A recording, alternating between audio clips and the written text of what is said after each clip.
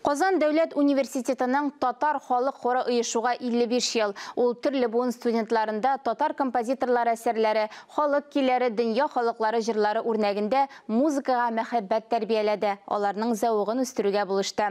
Хорны Татарстанның атказанган сәнгать эшлеклесе Ирнис Рәхимуллин оештырган. 1976 елда иҗат коллективы халык хоры исеменә лаек булды. Россия һәм республика фестивальләренең дипломанты һәм лауреаты исемнәрен яулады.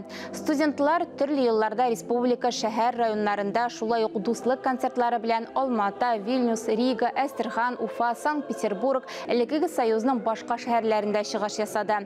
Республиканың радио һәм телевидение фондында хорның музыкаль язмалары саклана. Биш ул күп тә, әмма бер мизгел кебек үтте. Мизгел үтә качан бу гомер бәхетле була. Шул гомер безнең бәхетле булды, Аллага шөкер. Татар музыка, татар халык көйләре байыта бөтен дөньяның сәнгатьне. Байыта, ким итмәй бер качанда.